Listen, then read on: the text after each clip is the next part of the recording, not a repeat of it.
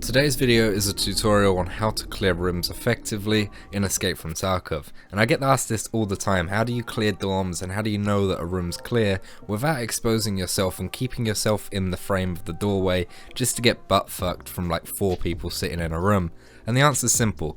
I apply my real world knowledge of clearing rooms into the game because it's very similar. This is basically a military simulator, so if you can apply real world knowledge, you'll be able to clear rooms more effectively. But not everyone has that real world knowledge, so I'm going to be teaching you one tactic which is honestly going to save your life more often than not, and that is a tactic called slicing the pie. It's a very basic tactic, but I'm showing you in a different sort of way. Usually I do a voiceover and I've got gameplay running in the background, but I am actually live in raid right now because it's a lot easier to show it as I'm talking rather than show it and then talk over it. So slicing the pie is basically approaching a choke point, i.e. a doorway of a room, and trying to move to the other side. So you're moving to the other side of the doorway while clearing the room.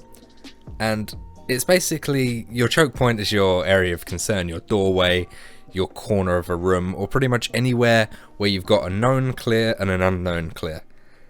And usually if you're gonna clear a room, the only way through it is through the door, right? Especially in this game when you can't jump through windows and do some John Wick shit. So that is why slicing the pie comes in handy. You're basically going to be separating the room into different chunks rather than just going straight into the doorway and exposing yourself to a whole 180 degree view of the room instantly and possibly a 180 degree of threat. You're separating it into different stages. For me, when I'm teaching people how to slice the pie, I would separate it into 5 stages. Your first stage is your narrow exposure, then you've got your 50 degree angle, then you've got your 90 degree angle, then your 150 degree angle, and then your 180 degree angle. So a lot of people, when they're teaching slicing the pie, they will teach a narrow exposure, then your 90 degree, and then your 180 degree. But personally, if you're learning, I recommend doing it in smaller stages because you're breaking the room up into smaller chunks, allowing you to clear it a lot easier without exposing yourself to too much of the room and there's too much threat, possible threat that you can't handle. Obviously, once you get better at clearing the rooms, you can do it quicker. So I'm using this room here, the kitchen of the dorms, as an example. We're on the 3rd floor, marked room's just over there. And this is a perfect example of a room. Walking into the doorway, you're officially in the choke point. Your 180 degree of potential threat is right in front of you, and all they need to do is aim at a small doorway and possibly get shots on target, whereas you, if you're standing directly in this doorway, need to pinpoint if there's a guy in the corner there, a guy in that corner, a guy by the microwave, and if there's more than one, you're just a sitting duck. Whereas if you clear the room, you always walk up against a wall and keep your eyes on this apex of a corner. So if we're walking up against to clear this kitchen, for example, you walk up and stop as soon as you can start seeing the inside of the room. So just beyond the doorway, you can see a tiny bit of the room there. That is your first level of exposure, and that is your narrow level of exposure. Again, using this wall here, this corner of your wall, this is going to be your axis.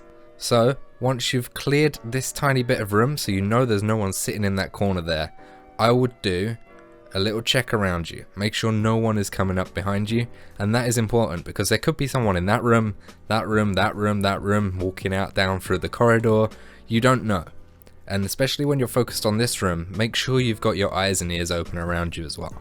That's why taking it slow and steady at first can allow you to be more safe because you're checking small bits while keeping in cover of the door, so they can't see you, but you can slightly see in the room, do a quick check around you and then back to look at the room there. You're then going to move away from the wall, using this corner of the doorway as your apex. You're going to be rotating around this point. You're then going to move 1 or 2 steps away from the wall until you see your 45 degree angle. You see from the corner here, you've got your angle which is like 45 degrees, and you can see a bigger section of the room. Make sure you've cleared that first, and then again, quick check around you.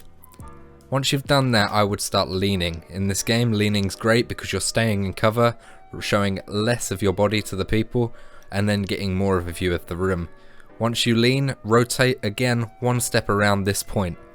So then you can see your 90 degree of your room. So you're separated straight down the middle pretty much from this corner. You can see this half of the room is clear. Once you've done that, again rotating through you start entering the doorway, so you're rotating on a circle axis here. Imagine like that protractor thing that you use in maths on this corner here. That's your rotation point.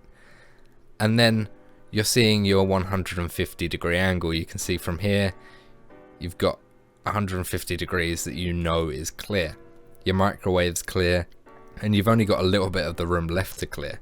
So then you can move into your 180 degrees, and you can see you're not exposing much of your body, but you can see that corner pretty well. And that's how you clear it in chunks. Once you get better at it, you can go narrow, 90, 180, just by walking past the door. But at first, honestly, take it slow, separate your room into chunks, and make sure that you know the room is clear before moving on. Again, keep doing checks around you to make sure no one's coming up on you. The reason you check this room is because if you're walking into this doorway, 180 degree of threat, you don't want that. You're separating it into chunks because you can handle small chunks. You've got this tiny little bit of exposure here where you can get eyes on target pretty easily. Then you know that's clear, and then you've got your 45 degree angle here, which you can get eyes on target because you know they're only going to be in this area because you've already cleared that area. And then you move on to your 90, and you can see your 90 degree angle, but you've only got to clear that much because you know this is already clear. This is known as your known clear. This is your unknown clear. So the rest of the room you haven't cleared is called your unknown clear, whereas this is your known clear, your known good. You know this room is safe from this angle. If you move to your 150, again, same thing. You only need to clear that amount of room. You don't need to re-clear this, because you would see people walking to there if there is going to be people walking to there, because you know it's clear. And then when you're 180 degree, you'll be able to pinpoint your target pretty easily while rotating around your apex point here.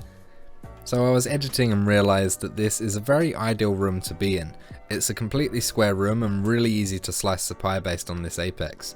Not all rooms are like that. You're bound to have more obstacles, whether it be a right angle room, or more commonly these narrow rooms opposite, which have a hell of a lot of obstacles even though you might not know. You've got a bed here, which someone could be crouched behind or laying behind. You've got a cabinet here, which completely blocks your vision from the doorway. However, if someone hears footsteps inside this room, they could peek out and kill you on this narrow angle. And more scarily, you've got a door that opens into the room, which someone could be hiding behind. And they will wait until you get into the room before shooting you in the back. And even you've got a window here which leads out onto the roof, and you can't see behind these curtains, for example, or underneath the window bay, so someone could jump up and shoot you when you're unaware. So with this room it's slightly different. What I would do is, with the doorway on your narrow angle here, on using this door frame as an apex, you can't see anything because the door is in the way. However, if you go to a 45 degree, you can see slightly more, but it's just a wall. What I would do from here is throw a grenade in. If you're looting resort or you're going through dorms, always have a grenade or two on you because they help to no end. This grenade, once you've thrown it in there, either back towards the wall like this, or completely back off from the room and take it from a longer angle. If someone's in there, they will either just lay down and accept their fate, or run out the room, in which case you could just get them as they run out that room. Just aim on the doorway and this very narrow angle, they'll be unaware of you sort of backed off a little bit, and you could just pick them off as soon as they run out that door. And then what I would do is go back to your narrow angle, push to your 45 degree, and then push to your 90 using your tilt. And then you can see through the window to make sure no one's out there. And then once you've done that, to save you standing in the doorway for someone to jump up from the window bay and shoot you, go straight to the other side of the doorway, get your narrow angle again, which you can't see because the cabinet's in the way, and then go straight to your 45 and peek. That is the room clear, because you've seen your 90, so you've seen these beds, and all you need to see here is your 45. You need to see the rest of the room and behind the cabinet. You don't need to see that window. The window is just going to be another place where people can shoot you from, so going straight to the other side of the doorway is going to keep you safe using this doorway for cover. So with hallways it's pretty similar. Say I heard movement on the metal staircase outside dorms here and I needed to cover it on the 3rd floor. I would back towards the wall here on the apex of this corner to the rest of the corridor. I would get my narrow angle sorted, so imagine a straight line here and there's your narrow angle. I would then step to my 45, and then just to step it up a bit, I would crouch and then corner peek like that to your 90. The reason I say crouch is because when people are going through corridors, more often than not, they're looking at normal head height. So they're expecting people's heads to be at head height with them. They're not expecting someone to come around this corner sort of half the height of them. So they would have to do that, whereas you're just aiming at a doorway. You've got the advantage in that situation. A couple of tips for you. The first is just practice. Honestly, the more you practice, the quicker you'll get. At first, it will feel like you're taking ages to clear a small room, but you will be able to get quicker over time. You will just be able to scan the room like that without stopping and checking. You will be able to see everyone pretty clearly without missing anything.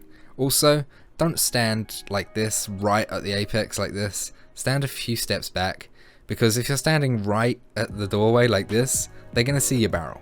And if they see your barrel, then they know that you're coming from their right side or their left side, wherever you're covering, and you won't be able to see them yet, but they will know exactly where you're coming from. They might even push you, they might pre-fire, they might throw a grenade. But at least if you're a couple of steps back, even if they can hear your footsteps, they won't know what side you're coming from so much, and they won't know when you're peeking, they won't know when they should push, they won't know what to do. Also, if you've got a laser on, turn it off. I'm only using this laser for visual purposes, but honestly, you won't want a laser, because even if you're at your narrow exposure level, for example, the person at the 180 degree is still going to be able to see that laser and be like, oh, okay, there's someone there. But that's pretty self-explanatory. A lot of this is very self-explanatory. You're clearing the room, taking it by chunks. You don't really want to just bum rush in, because you're just going to die. It's silly to just rush into a room thinking that you're going to win fights 9 times out of 10. Honestly, 9 times out of 10 you're going to die. Oh, you might win 1 or 2, but that's not very likely. And I'm not saying you're going to win every single time by using Slice the Pie, but it's definitely going to help. So everyone, I hope you enjoyed this video. If you did, a like is always appreciated, and subscribe to stay up to date with the latest Tarkov content. Honestly, this is different for me as well. I don't usually do it as sort of a live commentary while talking over things. I usually voice over and have gameplay in the background, so let me know what you thought of this concept. I probably won't be doing many of these unless it's easier to explain while doing it live. But nevertheless, thank you so much for watching. If this did help you, let me know. Join the Discord if you need any more help, as well as look at my socials like my Twitter and my Instagram. Everything is linked in the description. But thank you so much. I love you all. I'll see you soon.